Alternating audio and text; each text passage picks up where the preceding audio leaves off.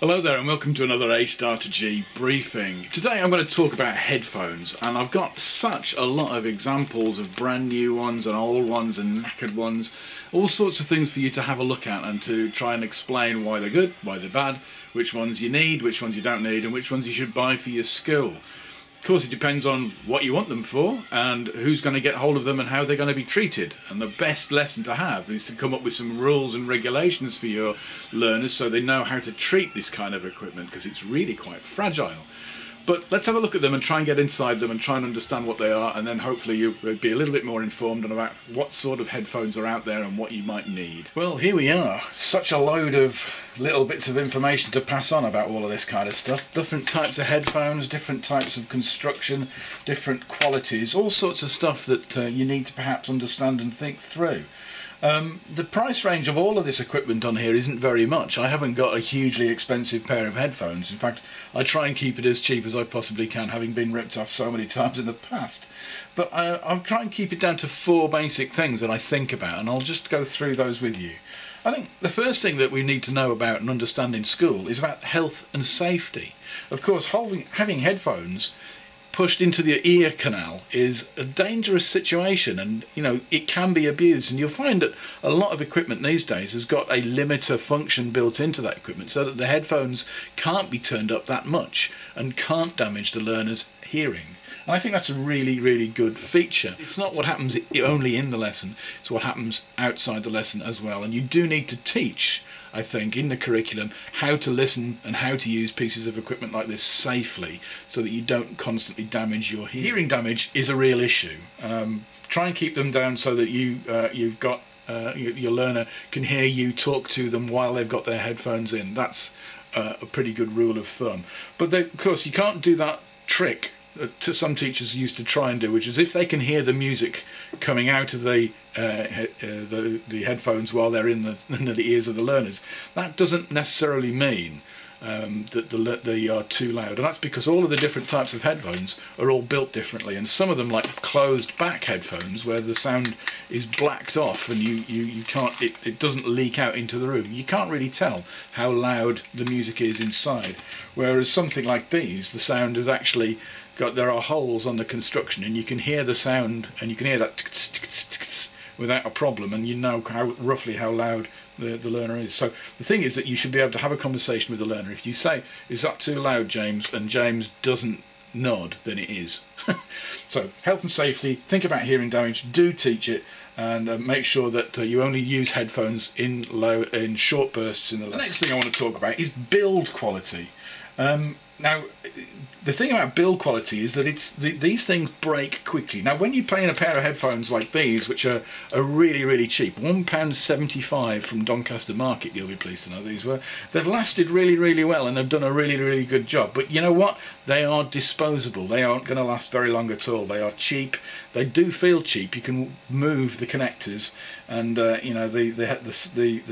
you can just feel that they're not quite 100% built very well. So think about the price and think about whether they have been robust enough to survive classroom use. Now, these were bought in a set because they got a headphone socket, so they got a volume control, and they were all sort of considered to be really good. But actually, and a brand name that people thought they recognised, Goodman's. But in fact, they lasted about a week because they are just really cheap and tacky and actually not very well made at all. The build quality isn't really up to it. They're not going to survive in a school environment. The bit that always tends to break is the socket. Now, is the jack when you plug it in and out of the socket. And the easy thing that people tend to do is when they've plugged it into the socket, learners pull it out by pulling the cable. Big mistake, of course, and that puts a big strain on the connections. This one's got a moulded connection, which is probably good, but never pull out using the lead. You need to grab the actual jack plug itself to pull it out. and it will last just a little bit longer. More professional headphones, you'll be able to get repairable ones. If you were, for example, to buy BeyerDynamics, those are the ones that they use in professional recording studios. I think they're the DT series. They can get just about every spare part for them. You can get the cushions, you can get the cups, you can get the leads, you can even get the head straps. All of them can be replaced, and you can keep a set going forever and ever and ever. And when you've spent £200 on a pair of headphones, that's probably not a bad thing. But you may not probably have the budget to repair. You will probably want to keep them and then chuck them away at the end of their life. But you can get, I think it's always the same thing, you get what you pay for. Logic as a brand is actually not really a brand at all. These are just Dixon's headphones made by some cheap Chinese company, bought by Dixon's and imported and then branded as Logic. They'll last a long time as long as you look after them and treat them really well, but they're not in any way what you would call a quality brand. And you've got to be careful with that, because these Goodman's are theoretically a quality brand, but actually Goodman's, the company, is owned by Alba, and Alba is owned by Harvard International, who are not really a brand at all, more like a holding company. But the brands that people tend to look for are Sennheiser, AKG, BeyerDynamic, and they all sort of start in the £20–30 for a pair of headphones that look like this and will last quite a long time and are pretty solid and repairable. And obviously, though, it does go up to £150–200 for a pair of headphones, and those are the things that you're going to have for yourself at home, I think, or in your home studio if you're a musician. My daughter wants Dr. Dre Beats, which are a type of headphone, and there's certainly going to be a feature of the future, I think. Headphones branded by record producers. Lady Gaga's got some headphones that are available, and I think there's going to be a lot more of that kind of stuff. So look out for Dr. Dre Beats. Dr. Dre Beats, they might be worth it because they give a certain sound profile. They boost the bass music, the bass frequencies, and make iPod sound a little sweeter and a little nicer. And that's understandable. I can understand why kids want them. But you can get the same kind of effect from these kind of headphones, to be honest, which are a lot cheaper. Dr. Dre are another one of those. They're not made by Dr. Dre. He doesn't sit up all night soldering.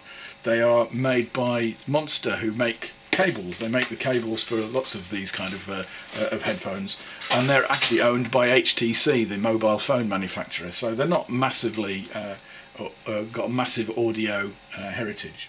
The specs that you can look for on a pair of headphones are sometimes a bit hard to understand. Now I'm going to try and hold up this to the camera so that you can see the specs written on the back of here. The first one that we want to point is the audio bandwidth, and the audio bandwidth on this is there, which is 16 hertz to 20 kilohertz. 16 to 20?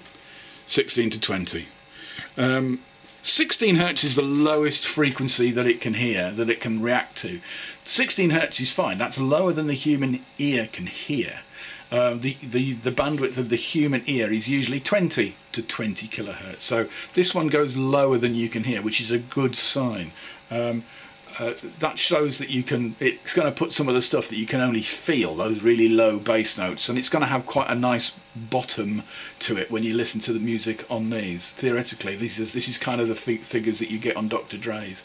And the Apple iPhone ones as well, these have got really low frequency sensitivity, so that the smallest number in this specification of the audio bandwidth is the bass quality, and if it goes lower than 20, that's great. 20 is fine, but lower than 20 will give you that extra bass response, is the term they use. 20 is the very top. My ears, I was tested a while back to try to see how deaf I was going in my old age, and 20 is actually up there where only the teenagers can hear. We can't, us adults and people who've been listening to too much rock and roll can't hear 20 anymore, I'm afraid.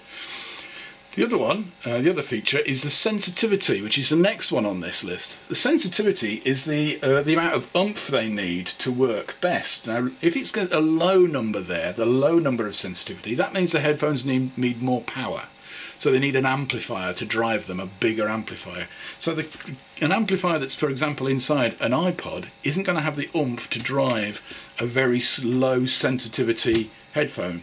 So you do need a number that's 100 plus here, 100 plus dB at 1 megawatt. So this one is 108. So these are fairly sensitive headphones.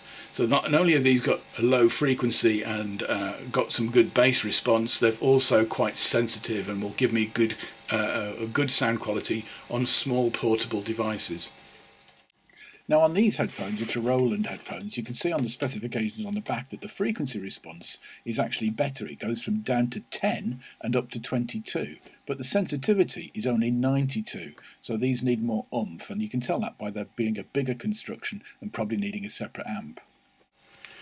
Now I personally prefer these type of headphones that sit loosely in my ear, and I can make them fit a little better by using these foam pads, which you can get from just about anywhere. Get these from HMV, or you can get these from Maplin, and you just put them around your head and they just holds the headphone in place just a little better. Now I like these because my ears find these particularly comfortable. I can't stand the ones that you push into your ear canal. My daughter loves those. She thinks those are the ones, and they do give a really nice sound quality. Look after the volume levels and look after the cables, and they'll last you a bit of a long time. Personally, my preference is the more you pay for, the better quality you're going to get, and the more solid build they're going to be. And have an entire lesson making sure that learners know how to use the headphones, plug them in, unplug them, fold them away, tie a nice loose knot in them so that they don't get tangled and twisted, and try and keep them to last as long as you possibly can. And with that, these headphones should give you some service.